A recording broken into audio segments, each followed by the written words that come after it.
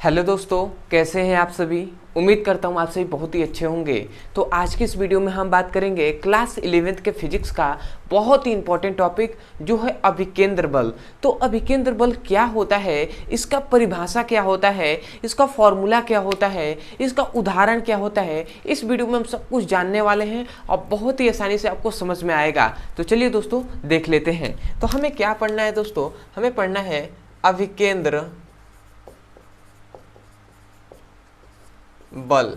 ठीक है, जिसे हम क्या कहते हैं, इंग्लिश में कहते हैं सेंटीपेटल फोर्स। ठीक है, तो अभिकेंद्र बल या सेंटीपेटल फोर्स क्या होता है। सबसे पहले यदि हम इसके परिभाषा पे बात करें तो परिभाषा इसका क्या होता है, याद रखेंगे। इसका परिभाषा हम इसके एक जो क्या होता है फिगर से करेंगे और बहुत ही आसानी से आपको समझ में आएगा। तो इसका फिगर देखिए, मान लेते हैं कोई भी ये पिंड है, ऐसे मान लेते हैं ये कोई क्या है, ये कोई पिंड है और इस पिंड को हमने क्या किया है, एक धागे में बांध दिया है और इसको क्या कर रहे हैं, हम ऐसे घुमा रहे हैं, ऐसे नचा रहे हैं। कोई भी पिंड है, कोई भी पदार्थ है, उसको हमने क्या कर दिया, एक धागे में बांध दिया और उसको इस तरह करके हम नचा रहे हैं। तो वो नाचेगा तो क्या होगा भैया, वो नाचेगा तो क्या होगा, ये क्या करेगा, वृत्तीय पथ पर गति करेगा। ये क्या है, यह वृत्तीय पथ कहें या वृत्तीय मार्ग कहें, और ये क्या है, कोई भी पिंड है। ठीक है, और ये पिंड क्या कर रहा है, और ये क्या है, उसका केंद्र है। ठीक है, तो इतना बात हमने जाना कि यदि कोई भी मतलब पिंड है, उसको अगर हम धागे में बांधकर और उसको अगर हम घुमाते हैं तो वृत्तीय पथ पर क्या करेगा, गति करेगा।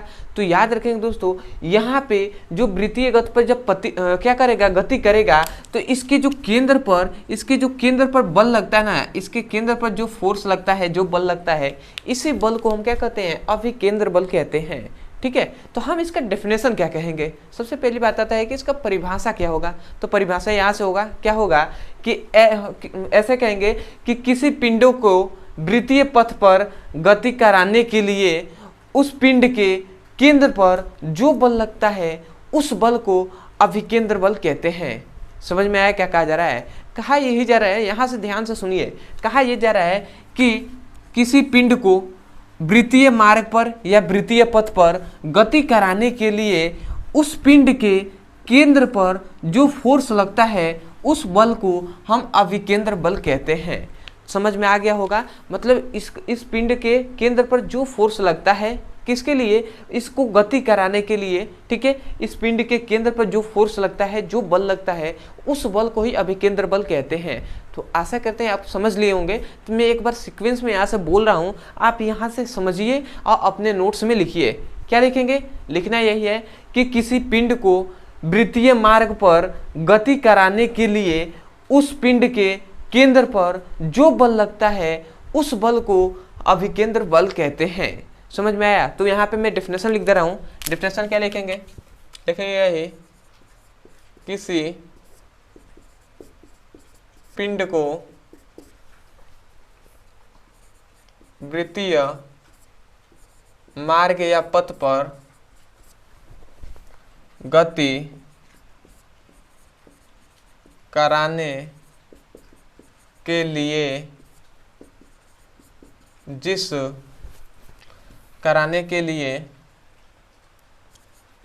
उस पिंड के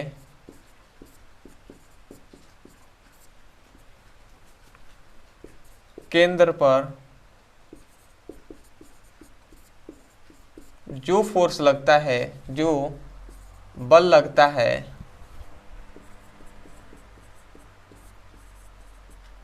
उस बल को क्या कहते हैं,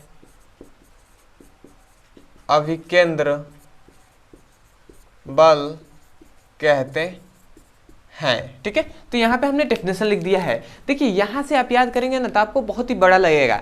तो यहाँ से नहीं, आपको इस फिगर से याद करना है कि कोई भी पिंड है, तो हम यहाँ से कहेंगे किसी पिंड को वृत्तीय पथ पर या वृत्तीय मार्ग पर गति कराने के लिए उस पिंड के केंद्र पर जो बल लगता है, उस बल को अभिकेंद्र बल कहते हैं। तो आपको कभी भी फिगर से याद रखना है, ठीक है, फिगर से याद करना है। तो ऐसे तो हमने इसका पहला ऐसे बना दिया, ठीक है, कि ऐसे कोई भी क्या करेंगे, कोई भी पदार्थ है उसे धागे में बांध के ऐसे लटका देंगे, ठीक है, उसको क्या करेंगे, घुमाएंगे, तो क्या होगा, वो वृत्तीय पथ पर गति करेगा, तो उसके केंद्र पर जो बल लगे उसे हम अभिकेंद्र बल कहते हैं। तो इसका एग्जाम्पल बाद में देखा जाएगा, पहले तो ये जाना जाए कि इसका फॉर्मूला क्या होता है। तो याद रखें दोस्तों, इसका फॉर्मूला होता है F इक्वल टू होता है mv square by F equal to mv square by r।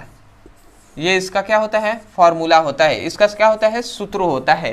तो इसको आपको याद होना चाहिए कि F equal to mv square by r होता है। अब यहाँ पे आता है भैया कि m क्या है, तो m याद रखेंगे, m क्या है, द्रव्यमान है, ठीक है, इस पॉइंट्स को याद रखना है कि m क्या है, द्रव्यमान है। दूसरा आता है कि v क्या है, तो भैया वो पिंड किस वेग से गति कर रहा है, वही है वेग, मतलब ये क्या है, वेग है, कौन, v।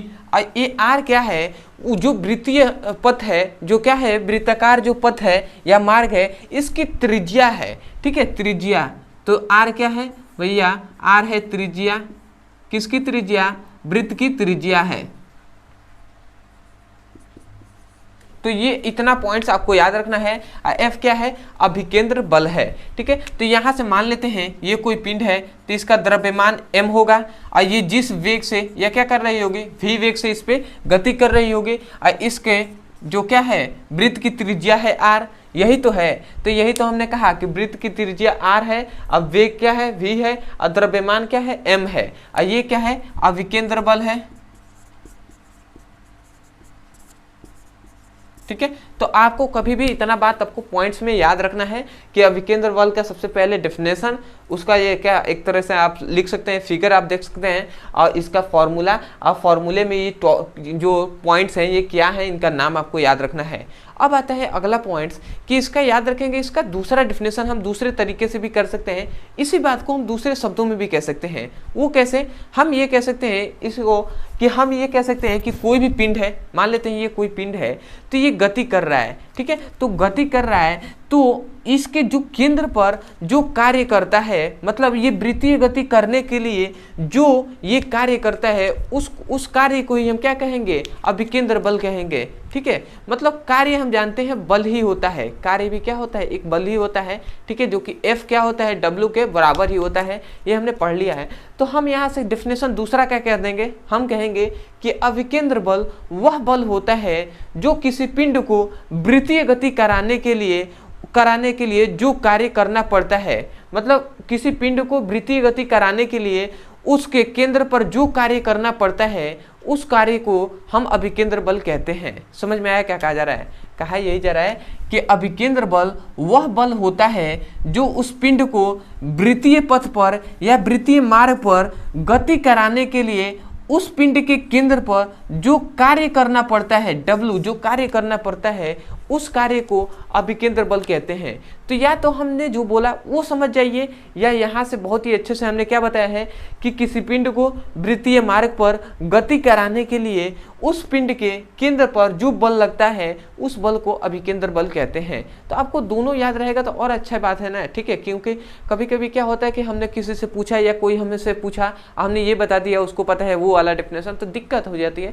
तो भैया आपको पता होना चाहिए कि डेफिनेशन बहुत तरीके से किया जा सकता है, क्योंकि डेफिनेशन का मतलब क्या होता है कि उसको अपने शब्दों में, मतलब उससे आप क्या सीखे हैं उसको समझाना, उसके बारे में बताना ही तो डेफिनेशन होता है ना, ठीक है। तो ये आप समझ गए होंगे। तो अब हम देखते हैं कि इसका उदाहरण कौन कौन सा होता है। तो अब उदाहरण हम देख लेते हैं। तो यहाँ पे उदाहरण तो इसका बहुत सारे होते हैं, परंतु याद रखेंगे इसका हम मुख्यतः 2-3 उदाहरण हम देख लेते हैं। तो सबसे पहला एग्जाम्पल है कि जो उपग्रहों की गति होती है, किसकी भैया, उपग्रहों की गति, ठीक है। जो उपग्रह होते हैं उनकी गति होती है, तो उसमें भी अभिकेंद्र बल कार्य करता है। जैसे यहाँ पे मैं बताऊं तो ये मान लेते हैं ये कोई हमारे क्या है, पृथ्वी है, ये क्या है, मान लेते हैं ये हमारा क्या है, मान लेते हैं सूर्य है, ये क्या है, चंद्रमा है। तो ये इसके चारों ओर क्या करती है, गति करती है। तो यहाँ पे भी जो फोर्स लगता है वो कौन सा फोर्स लग रहा है, तो अभिकेंद्र बल ही लग रहा है। ये हमारी पृथ्वी है, ये सूर्य है, सॉरी ये सूर्य है, ये चंद्रमा है, ये क्या कर रही है, गति कर रही है। तो भैया क्या होता है, इसके बीच में जो फोर्स लगता है उस फोर्स को अभिकेंद्र बल ही लगता है वहां पे, ठीक है। दूसरा आप याद रख सकते हैं कि जो परमाणु होते हैं, परमाणुओं में इलेक्ट्रॉन उपस्थित होते हैं, उनके इलेक्ट्रॉनों में भी क्या होता है, इलेक्ट्रॉनों की जो गति होती है, मतलब इलेक्ट्रॉनों की जो इलेक्ट्रॉन की गति होती है उसमें भी कौन सा बल लगता है भैया, तो अभिकेंद्र बल लगता है, ठीक है। समझिए, मान लेते हैं ये कोई परमाणु है, ठीक है। अब परमाणु के ये बीच में नाभिक है और ये क्या है, इसकी कक्षाएं हैं और कक्षाएं में क्या होती है, इलेक्ट्रॉन गति करती हैं। तो ये भैया गति करती हैं, तो इनके बीच जो फोर्स लगता है उस फोर्स को अभिकेंद्र बल ही कहते हैं, ठीक है। परंतु यहाँ पे कौन सा फोर्स लग रहा है, यहाँ पे आवश्यक अभिकेंद्र बल क्या है, तो दो आवेशों के मध्य लगने वाला आकर्षण बल है। समझ में आया, तो इनके बीच अभिकेंद्र बल कौन सा लग रहा है, दो आवेशों के मध्य लगने वाला बल लग रहा है, ठीक है। तो ये आप समझ गए होंगे। अगर हम तीसरे इसके एग्जाम्पल पे बात करें तो तीसरा एग्जाम्पल याद रख सकते हैं कि जो मक्खन निकालने वाला जो मशीन होता है, ठीक है। आप घरों में देखे होंगे, जैसे गाँवों में रहते होंगे तो आपको पता होगा, मक्खन निकालते हैं हम लोग, तो क्या होता है, मक्खन दूध क्या होता है, अलग हो जाते हैं और मक्खन जो होता है जिससे हम महते हैं, ठीक है, उस तरह से महते हैं, तो उसके पास आकर क्या हो जाता है, मक्खन इकट्ठे हो जाते हैं और उसे निकाल लेते हैं। तो वहां पे क्या लगता है, वहां पर भी जो बल लगता है उसे अभिकेंद्र बल वहां पे लगता है। तो इसको भी याद रखेंगे कि मक्खन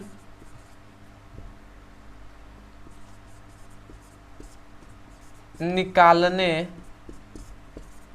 वाली मशीन, ठीक है। मक्खन निकालने वाली मशीनों में और भी आप बहुत सारे जान सकते हैं, जैसे कि क्या होता है, रोड्स के साइड पे हम जब जाते हैं और जहां मोड़ आता है तो वहां पे हम अपने साइकिल हो, बाईसाइकिल हो, ठीक है, मोटरसाइकिल हो, कुछ भी हो, उसको हम क्या करते हैं, थोड़ी सी हम मुड़ाते हैं, उसको थोड़ी सी नीचे क्या कहते हैं, इस तरह के थोड़ा सा मुड़ाते हैं। वो भैया क्यों मुड़ाते हैं, क्यों मुड़ाते हैं, क्योंकि वहां पर भी अभिकेंद्र बल लग रहा है। यदि हम साइकिल को सीधा एकदम क्या करें, जिस तरह चलाते हैं, ठीक है, स्ट्रेट लाइन पे, ठीक है, स्ट्रेट जो पथ होता है, सीधी पथ होती है, उस पर हम चलाते हैं, तो उसमें हम सीधे जिस तरह चलाते हैं वहीं पर मोड़ पे भी अगर वैसे चलाएं तो भैया हम गिर जाएंगे। समझ में आ रहा है ना, क्योंकि वहां पे अभिकेंद्र बल कार्य नहीं करेगा। परंतु जैसे ही हम अपने क्या करते हैं, थोड़ी सी मुड़ते हैं, थोड़ी सी अपने आप को थोड़ी सी झुकाते हैं, तो उसके कारण ही क्या होता है, वहां पे अभिकेंद्र बल कार्य करने लगता है, जिसके कारण आप संतुलित होकर क्या होते हैं, निकल जाते हैं, ठीक है, और मोड़ को क्या कर लेते हैं, पार कर लेते हैं। इसी के कारण वहां पे क्या किया जाता है, आप देखे होंगे कि जो मोड़ होता है उसके एक साइड क्या किया जाता है, थोड़ी सी खाल बनाई जाती है, थोड़ी सी नीचे, और एक और क्या किया जाता है, ऊपर थोड़ा सा कर दिया जाता है, क्योंकि क्यों, अभिकेंद्र बल के ही कारण, ठीक है। तो आशा करते हैं ये तीन आपको एग्जाम्पल मुख्यतः याद होने ही चाहिए, ठीक है, और आपको याद हो गया होगा। अगला एग्जाम्पल थोड़ा सा एक ये भी दे सकते हैं कि जो क्या होता है, जो मौत के कुएं में आप देखे होंगे कि जो क्या होते हैं, बाईसाइकिल क्या करते हैं, जो मोटरसाइकिल उसकी चलाते हैं, कार और चलाते हैं, तो वहाँ पर भी अभिकेंद्र बल ही कार्य करता है। तो वो भी आप लिख सकते हैं, बहुत सारे दैनिक जीवन में एग्जाम्पल है, आप उससे समझ सकते हैं और लिख सकते हैं। तो आशा करते हैं कि अभिकेंद्र बल का फॉर्मूला, अभिकेंद्र बल का जो क्या है एग्जाम्पल है, ये आपको अच्छे से समझ में आ गया होगा। तो मैं यही कहूँगा, कोई भी यदि आपको टॉपिक समझ में नहीं आता है और खासकर उसका डेफिनेशन समझ में नहीं आता है, तो केवल आपको एक ही कार्य करना है, उसका नाम लिखना है यूट्यूब पर और अंत में हमारे चैनल का नाम लिख देना है PBC ब्रदर सर, या केवल आपको ब्रदर सर लिख देना है, आपको वो वीडियो मिल जाएगा, आप वहाँ से जाकर अच्छे से पढ़ाई कर सकते हैं। अदरवाइज आप चाहते हैं कि क्लास जो 11th है उसके फिजिक्स और केमिस्ट्री दोनों का syllabus wise, chapter wise video करके पार्ट 1 पार्ट 2 करके ऐसे करके आपको वीडियो मिले और वहाँ से जाकर आप एक एक करके अच्छे से पढ़ाई कर लें और समय रहते ही अपने सिलेबस को कंप्लीट कर लें, तो इस वीडियो के डिस्क्रिप्शन बॉक्स में आपको फिजिक्स और केमिस्ट्री दोनों का लिंक दिया जाएगा। उस लिंक पर क्लिक करके आप चैप्टर वाइज सीक्वेंस में एक एक करके वीडियो को पढ़ सकते हैं और अपने सुंदर से नोट्स बना सकते हैं। तो चलिए दोस्तों, आज के लिए इतना ही। मैं यही कहूँगा कि यदि आपको इस वीडियो से कुछ सीखने को मिला हो, यदि आपको अच्छा लगा हो, ठीक है, यदि आपको मतलब जो भी चीज़ यहाँ पे बताए गए हो समझ में आ गया हो, तो आप हमारे सपोर्ट के लिए आप हमारे चैनल को सब्सक्राइब कर लीजिएगा, वीडियो को लाइक कर दीजिएगा और हो सके तो हमें कमेंट सेक्शन में ज़रूर बताइएगा कि आपको वीडियो कैसा लगा। तो चलिए दोस्तों, आज के लिए इतना ही, मिलते हैं अगले वीडियो में, तब तक के लिए धन्यवाद। जय हिंद, जय भारत।